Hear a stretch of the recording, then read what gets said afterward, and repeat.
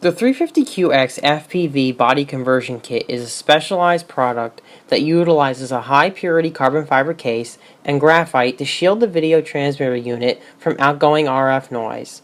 No more worrying about getting a GPS lock thanks to the carbon fiber canopy, and no more hanging or messy wires everywhere. The expansion holds everything you need. I'll recommend what FPV equipment to use in case you're not sure, and we'll go over modifications in a step-by-step process. You can start by getting the Body Conversion Kit now and Graphite Body from the links in the description below. All hardware is also linked to with the cheapest prices we've found. Let's get started.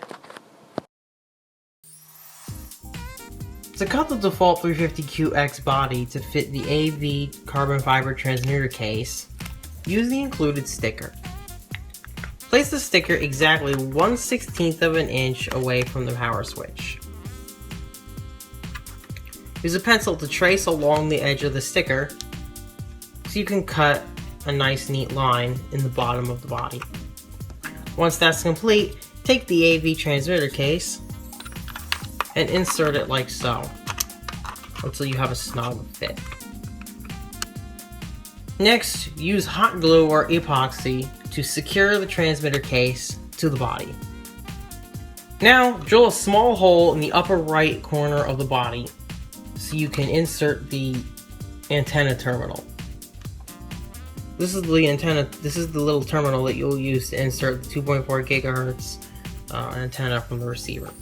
This next step can be done in two different ways. This is the carbon fiber canopy. You can either simply place the canopy directly on top, or you can use the included sticker, place it on top of the body, and cut along the top. Remember not to cut out the little ring there for the logo.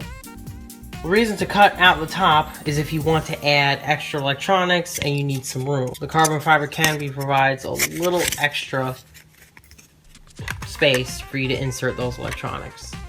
Finally, and this is after you've added the AV transmitter, you can use this to place directly on top of the VTX. This is to keep it safe from interference.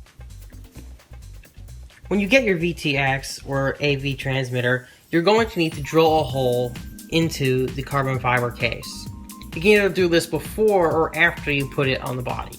Please remember that after drilling the hole, you need to wipe up and vacuum any carbon fiber particles.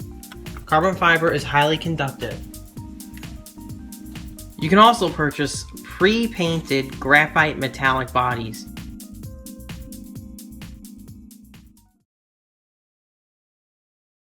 The FPV equipment you choose is entirely up to you. However, the following is my recommendation for the best experience in achieving the longest possible range. With 600 milliwatts of transmit power at 5.8 gigahertz, the TS832 and RC832 combo by Bosscam is an excellent choice for transmitter and receiver. It fits perfectly in the carbon fiber case and it doesn't get too hot. For the best antenna, the SPW58 skew planner from Circular Wireless is an omnidirectional antenna that will provide a significant range boost and picture quality over the stock. There are many skew planners out there that you can purchase cheaply, but nothing compares to this one. The helical or heliaxial 58 directional antenna from Circular Wireless can be paired with the skew planner to achieve a very long range like you saw at the beginning of the video. If you don't want this, you can also just purchase a second skew planner for the receiver to get a very acceptable range.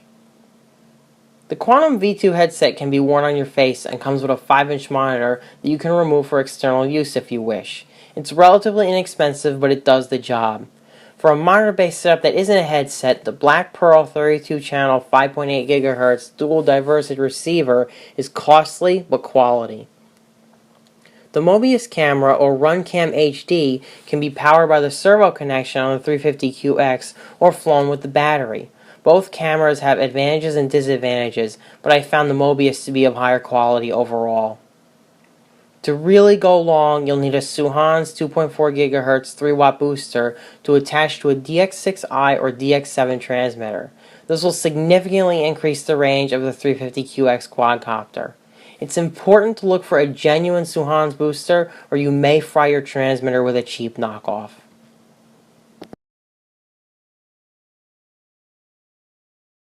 Now with the 350QX body ready and FPV equipment on hand, we can get to work. But first, check all of your hardware. Make sure the transmitter and receiver is in good working order, along with your camera. It may sound silly, but being sure these components work is a good idea in case you need to warranty them. Whenever you use the AV transmitter or receiver, never plug it into a power source without an antenna. It will burn up very quickly if you make this mistake. Finally, set the receiver and transmitter to the same channel. Any channel between 33 and 36 will do. Let's take a look at the TS832's wiring scheme. Pay close attention to the power positive and negative. You will solder them to the 350QX's power cables. The other two wires will be soldered or crimped to the corresponding wires on an AV USB cable for the RunCam or Mobius. You might need to buy this cable if you didn't get your camera brand new. Study the diagram carefully so you do not accidentally fry your camera or quad by connecting the cables incorrectly. After you've hooked up the camera to the transmitter to test and verify it's working, use pliers to pry the microphone off of the TS832. This is a quick way to increase the quality of your video. The microphone is quite noisy. Gently pull it up and make sure that the metal bits are not touching after you do it. Now put the TS832 in the AV case in the bottom of the quad as pictured. Again, don't forget to reconnect the antenna. Your case should look something like this once you're done, and the antenna should be able to completely screw on with a tight fit. Next, place the graphite shield over the TS832. The graphite shield will protect it and the board from interference. Place the flight control board into the quad. You should be able to comfortably screw down the flight control board as normal without any flex, provided that the TS832 is far enough in the bottom of the case. Remember, in general, there can be no flex on the board whatsoever, or it will screw up the self-stabilization, causing a flyaway. This next part can be tricky. You will need to cut off part of the insulation on the EC3 cables. Do not cut into them, only cut the insulation off as shown. You're going to connect the positive and negative wires on the TS832 to the corresponding cables on the 350QX, so remove the insulation on that as well.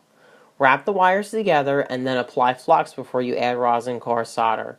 This will suck the solder in for a secure wiring job. I used cardboard to make sure no solder would drip on any of the components. To insulate, you can either use friction tape or liquid electrical tape. Test your setup when ready. Check and recheck connections before you connect the battery. You should be able to power it up and say hi to the camera. If it didn't work, carefully go back and retrace your steps. You may have a bad connection somewhere. Before you close up the body, insert the receiver antenna into the terminal, making sure it doesn't bend. To hold it in place, I recommend using the RC mounting tape pictured here.